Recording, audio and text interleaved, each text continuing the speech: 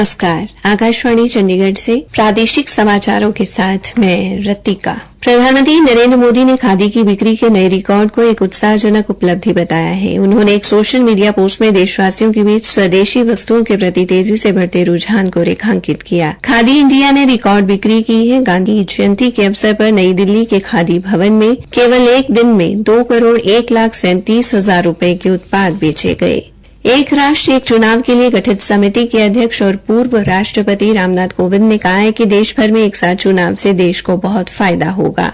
कल इस विषय पर नई दिल्ली में 30वें लाल बहादुर शास्त्री स्मृति व्याख्यान में उन्होंने कहा कि एक साथ चुनाव से बेहतर प्रशासन, नीतिगत स्थिरता, सामाजिक एकजुटता और आर्थिक विकास के साथ वैश्विक रूप से प्रतिस्पर्धी बन सकने जैसे कई दीर्घकालिक फायदे होंगे। श्री कोविंद ने कहा कि ये सिफारिश अधिक समावेशी और समृद्ध भविष्य के लिए बुनियादी सुधार साबित होगी। हरियाणा में 90 विधानसभा क्षेत्रों के लिए एकल चरण का मतदान कल शाम राज्य में स्थापित 20,000 से अधिक मतदान केंद्रों पर झड़प की मामूली घटनाओं को छोड़कर शांतिपूर्ण ढंग से संपन्न हो गया। निर्वाचन आयोग द्वारा जारी आंकड़ों के अनुसार 66.96% मतदान दर्ज किया गया।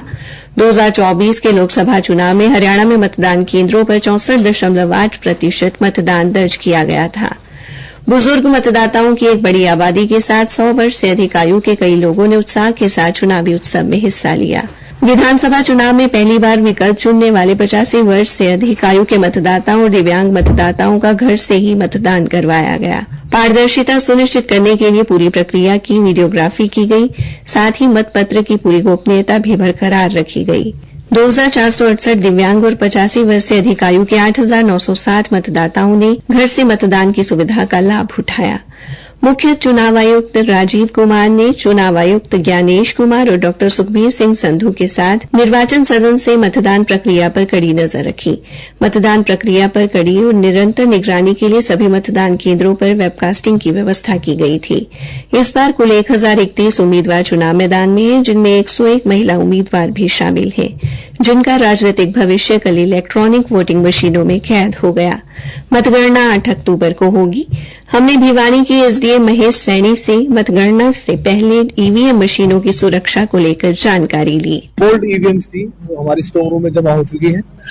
इनकी सिक्योरिटी के लिए 3 लेयर बेसिकली सिक्योरिटी अरेंज की गई है, जिसमें पहली लेयर में एसएसबी का है जवान है, दूसरी लेयर में आईआरबी के जवान है और तीसरी लेयर में हमारे लोकल पुलिस के जवान है। सिक्योरिटी प्रोसेस हमने कंप्लीट कर रखी है।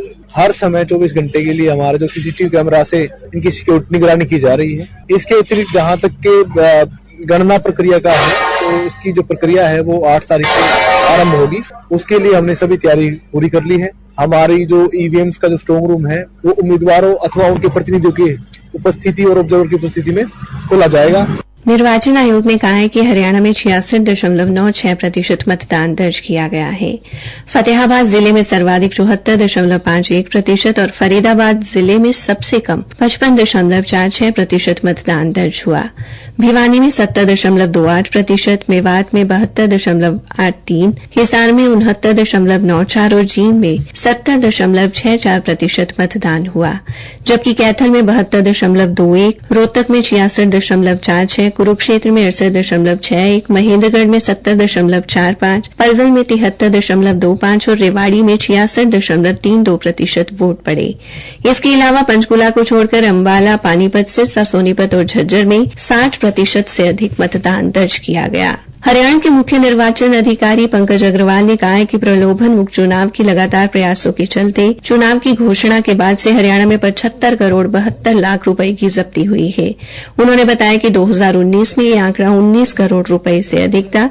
उन्होंने बताया कि सभी जिलों में जब्ती की गई, जिसमें 31 करोड़ 50 लाख रुपए की नकदी, 16 करोड़ से अधिक की शराब और 11 करोड़ से अधिक के मादक पदार्थ शामिल हैं। इसी के साथ प्रादेशिक समाचार समाप्त हुए।